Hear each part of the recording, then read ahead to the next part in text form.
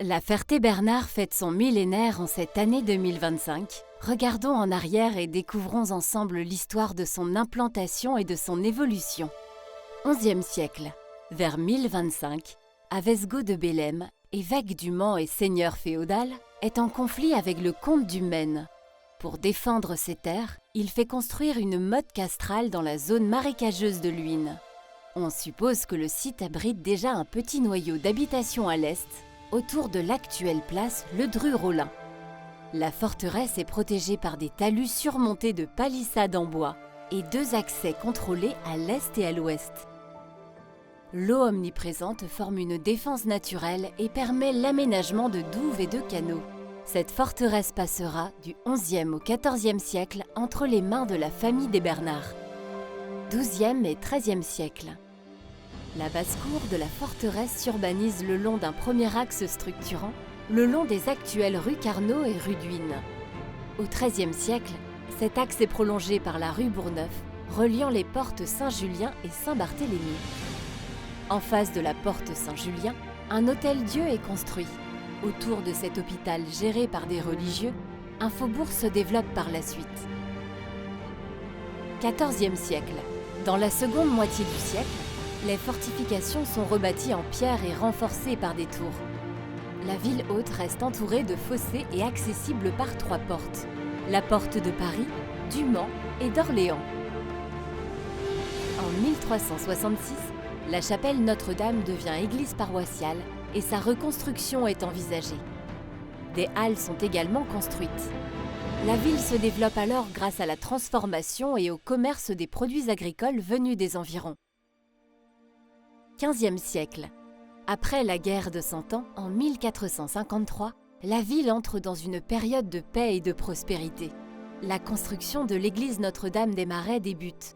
Elle durera près de 2 siècles. Les fortifications sont reconstruites pour s'adapter à l'artillerie. La porte Saint-Julien est rebâtie dans sa forme actuelle. Les halles, reconstruites vers 1477, restent probablement ouvertes au rez-de-chaussée. 16e siècle. Des moulins à blé, à Foulon et à Tannes, alimentés par l'eau, favorisent l'artisanat local. Les halles sont fermées par des murs en 1535. Le faubourg Saint-Julien s'étend en direction de Saint-Antoine de Rochefort, tandis qu'à l'est, le faubourg des Guillotières prolonge la ville vers Cheré. Vers le milieu du siècle, la population atteint environ 1000 habitants. En 1590, lors des guerres de religion, une armée d'Henri IV assiège la ville, ligueuse et catholique, fidèle à la famille de Guise.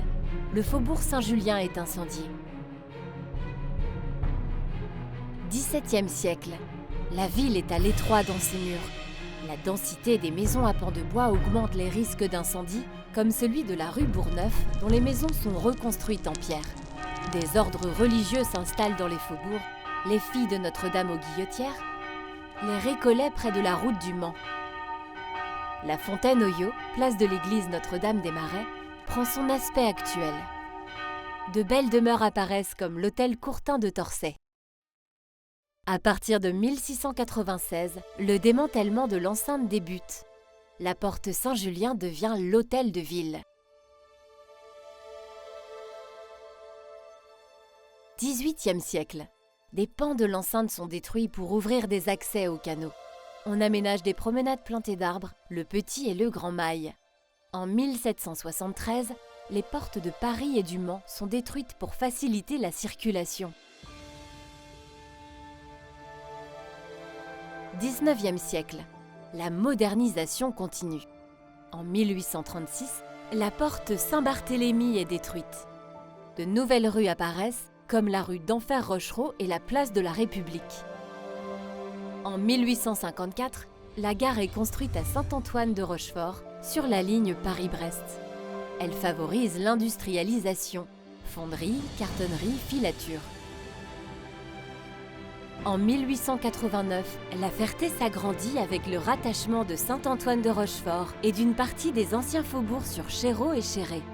La population dépasse alors les 5000 habitants. En 1898, une gare de tramway est inaugurée sur la ligne Montmirail-Mamers. Elle fonctionnera jusqu'en 1947. XXe siècle. En 1907, la mairie s'installe dans l'ancien presbytère. Georges Desnos, maire de 1910 à 1941, fait tracer l'avenue qui porte son nom pour contenir les inondations et développer des logements pour les classes populaires. La rue Robert-Surmont est également ouverte. La ville s'électrifie et un marché couvert en béton armé est édifié rue de la Borde. Il sera détruit en 2007. Dès 1950, la croissance économique des 30 Glorieuses favorise l'implantation de nouvelles industries comme la Socopa et Sourio. L'avenue du Général de Gaulle est aménagée dans les années 60. Un lycée y est créé. Des HLM, des lotissements et de nouveaux quartiers permettent un doublement de la population en 30 ans. La création de l'autoroute A11 et de son échangeur accompagne cette croissance. En 1992, la Ferté-Bernard atteint 9614 habitants. Une vaste base de loisirs est créée, reliée au centre-ville par une salle de spectacle, un stade et des salles de sport.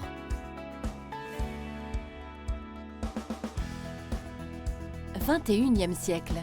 À partir des années 2000, la ville s'étend avec de nouveaux lotissements en périphérie et l'implantation de zones industrielles stratégiques entre la route du Mans et l'autoroute. Le centre-ville, repensé pour favoriser les mobilités douces, s'équipe de pistes cyclables et de voies partagées. En 2015, la médiathèque et le Mail de la Liberté viennent relier le centre à la base de loisirs. 2 ans plus tard, un espace naturel sensible avec un lac de 44 hectares prolonge cette ouverture sur la nature.